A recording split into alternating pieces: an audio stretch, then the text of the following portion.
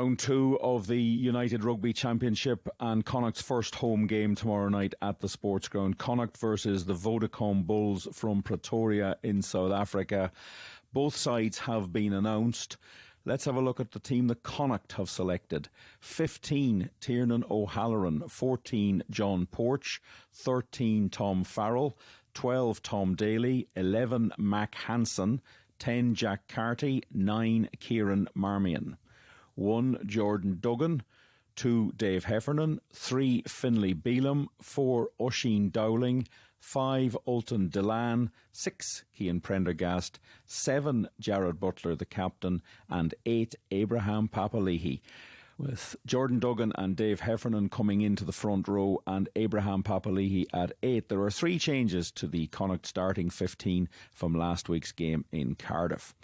On the bench, which is split 6-2 in favour of the forwards, it's 16 Shane Delahunt, 17 Matthew Burke, 18 Jack Ainger, 19 Leva Fafita, who will be making his Connacht debut when he comes on, 20 Conor Oliver, 21 Caelan Blade, 22 Paul Boyle and 23 Sammy Arnold.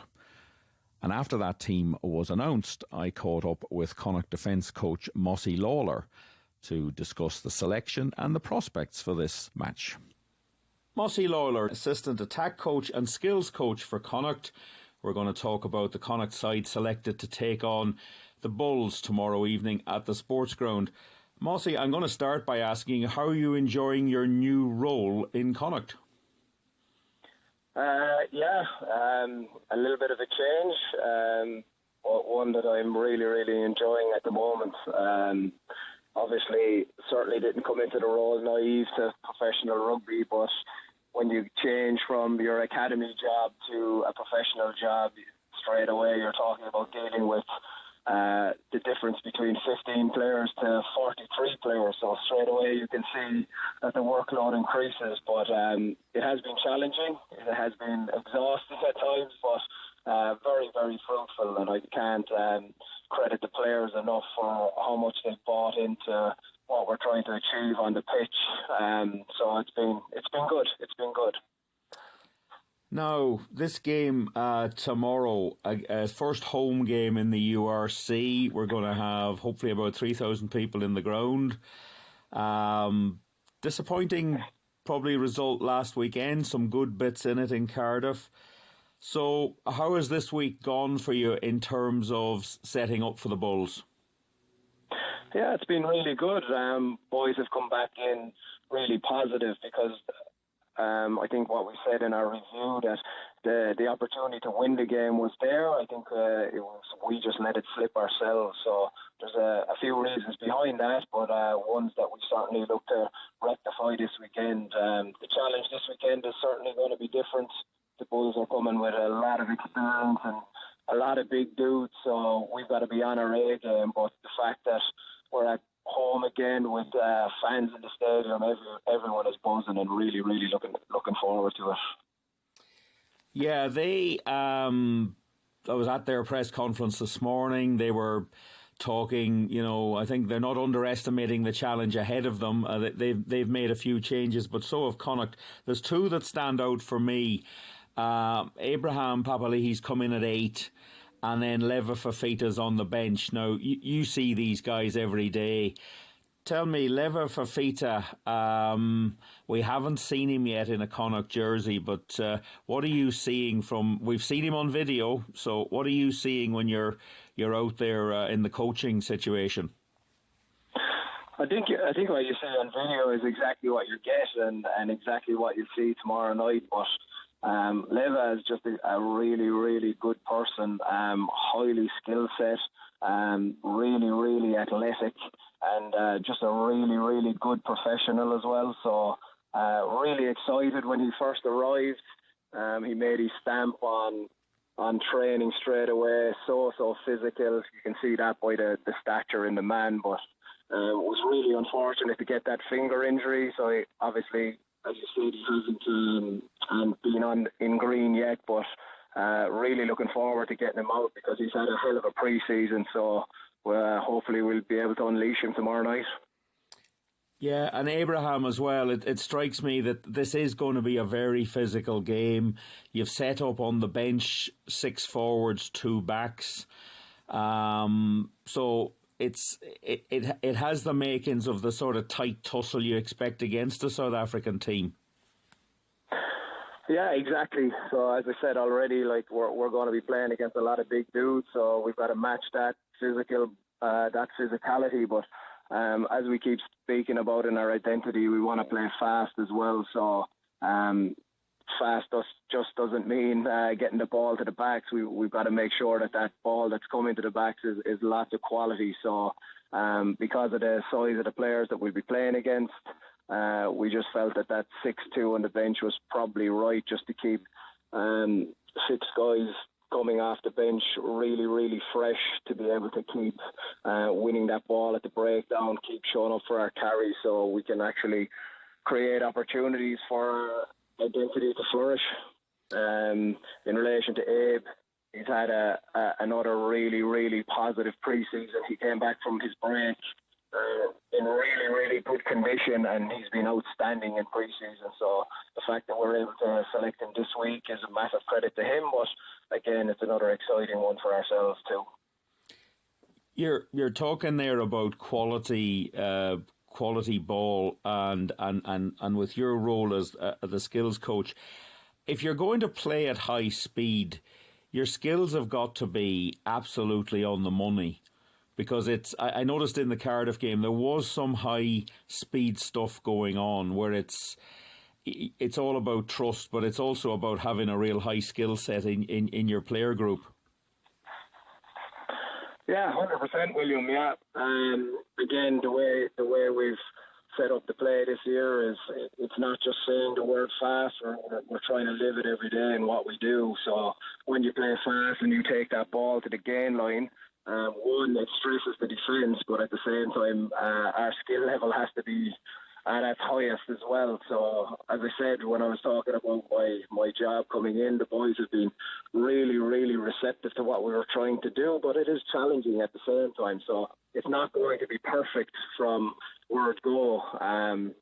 We had a massive step forward when we played Worcester. I think we went a little bit backwards against the London Irish, but again, there was a lot of positivity in attack again from Cardiff last week. We need to obviously cut those errors out, but they're stretch errors. We're really stressing the defence, so if those balls go to hand, we could be having a different conversation. So we just got to keep challenging ourselves, keep stretching ourselves in training, and making sure that when those pressure points come on, we're converting in match situation. Is part of that the requirement to keep going? Does that need leadership on the field, that players are talking to each other and that they keep reminding themselves about what they're at? That it's, if something goes wrong, you've just got to say, next job, let's go. Yeah, that's the mentality, I suppose, every rugby team needs to have. I mean, if you're going to keep dwelling on the past or making those mistakes, you're in for a world of pain. But it is that next job mentality, and if errors happen, it's because we're stretching ourselves. Like, I mean, nobody goes onto the pitch to intentionally make a mistake or drop a ball. We've just got to get on to our next job. Trust the system, trust what we're trying to do and our identity, and keep backing each other up and driving forward.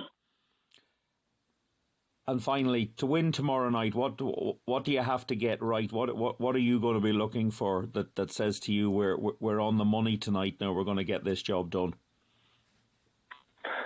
I just think our basics need to be where they need to be. Our scrum needs to be strong. Our line-out needs to be accurate, and then from a defensive point of view, we need to get body in front of these big guys. We need to work together as a system, as we showed. There was a lot of positives in, as I said, in last week with attack, but there was also a lot of positives in defence, and each individual just got to nail their job. Well, Mossy, we're really looking forward to it. It's great to be back at the sports ground playing competitive rugby, and the fact that we're going to have fans in. And it might be a special sports ground night tomorrow night. It might be a bit wet and windy. I'm not sure if those boys from the high veld will be used to that, but we'll be telling the story here. But thank you for your time. We look forward to talking to you again, and good luck tomorrow night. Thanks, William. Looking forward to it myself. Thank you. Hello, Craggy Rugby fans. All of our content in the lead up to the big game, including the big chat with a member of the coaching team the night before the match, is going to be part of our patreon.com/Craggy Rugby exclusive content. Starting from October, you can become a club member to get access to this kind of show each week, and lots more as well besides. So while you're listening to this and enjoying it, why not log on to patreon.com/Craggy Rugby and find out how to get it throughout the season. Well, we've heard the Connacht team and the views of Mossy Lawlor on that selection and the game. So let's have a look now at what the Vodacom Bulls are doing. They've selected the following team: 15, Ruan Combrink; 14, Cornell Hendricks; 13, Lionel Mapu; 12, Harold Voster; 11, Stravino Jacobs; 10, Johan Hussen; 9, Zach Berger; 1, Liesel Kabuka; 2, Jo van Zyl; 3, Jacques van Ruin. Sorry, I'm going to give you that again. 3, Jacques van Ryan; 4, Walt Steenkamp; 5, Ruan Norkia; 6, Marcel Coetzee, the captain; 7, Arno Botha; 8, Elric Lowe. And the substitutes bench: 16, Bismarck Duplessis. Sorry, I got that wrong again. 3, 2, 1. 16, Bismarck Duplessis. 17, Sempiwe Matazima. That's wrong. Fuck. I've done this about 10 fucking times and I've lost concentration. All right, I'm going to do the subs again, so I'll count in 3, 2, 1. And the substitutes: 16, Bismarck Duplessis; 17, Sempiwe Matanzima; 18, Mornay Smith; 19, Jonku Swanepoel; 20, Jacques Duplessis; 21, Ambrose Papier; 22, Chris Smith; 23, Stedman Hans. And Director of Rugby at the Bulls, Jake White, spoke to the media once that team had been announced. You've brought in Ruan Combrink at fullback. Just your thinking there, and also in the front row, changes to the props and the hooker. Yeah, Ashfaq, I mean, obviously the front row, they haven't had much game time. I'm talking about, so they're reasonably fresh. And I think, again, with the conditions, they're going to be a bit tough in the rain and the wind. So we start with a new fresh front row.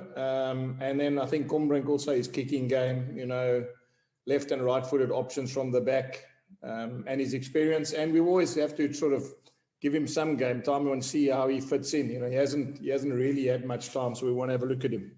Jack, just on the hookers, Bismarck on the bench, he must be satisfied with his initial play last week, and obviously you will blend and breed and sort of expose him more into the situations that you are probably going to be exposed to, as I've heard, wind and rain and sleet and stuff like that. Just talk to us a little bit about Bismarck and the expectations for this game. Specifically for this game, is it a question of bringing him in his skills, or the maturity and the sort of guidance that he can give? Or is it a situation of both, please? Well, Simon, it's quite interesting because we've been quite lucky in that we've played Gerard Steenekamp and Mornay Smith a lot together. And, often it's like props get to enjoy playing with each other and they get to, combining with each other. Now, Gerard's gone home. He's getting married this weekend. So there's obviously a new dynamic. And that gives me a chance to see Bismarck with Sempiwe and Mornay.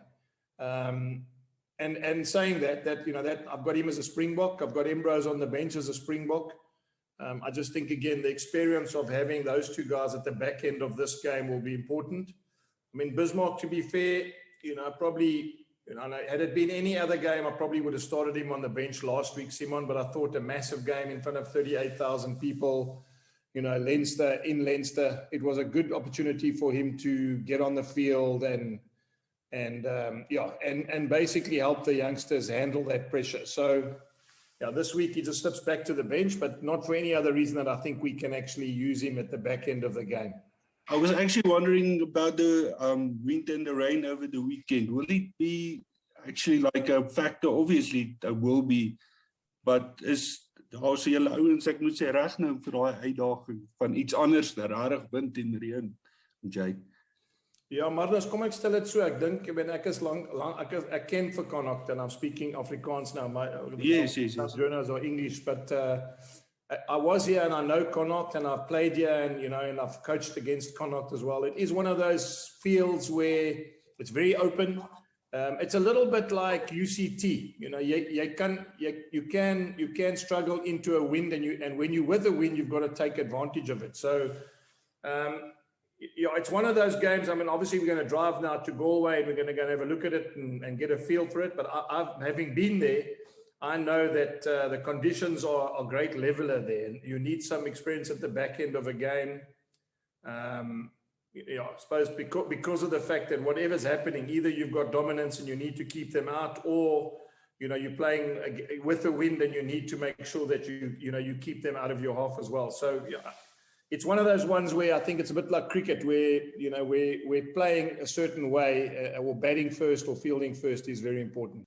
Jake, you've now had a chance to look at the Leinster game. What would you say are the big improvements your team needs to make for tomorrow's match? Yeah, we've got to start well. I mean, obviously that just on the learning from last week. I mean, we can't afford to play catch up. I mean, they're well drilled and they're good side.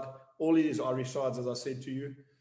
And I think, again, you said it last week, Ashfaq, we need our set piece to work. We didn't really get into the game. Every time we sort of had some sort of chance to create pressure, we lost the line out, or we knocked the ball on or whatever. So I think, again, set piece wise, it starts with a set piece for us. And with a new front row, I'm hoping that sort of new front row will give us a little bit more energy, but also not take anything away. They're nice and fresh, and maybe they can also, put their hands up this weekend. Hey Jake, it's William in Galway here. We're looking forward to the Bulls coming to town tomorrow night. I'm just wondering, are you making specifics regarding referees' interpretations, maybe in the Northern Hemisphere? Are you looking at the way that situations are refereed that might be different? Is that something you've been talking to the players about? Yeah, William, it is different. I mean, it is very, very different. And I'm saying that from the point of the conditions are different.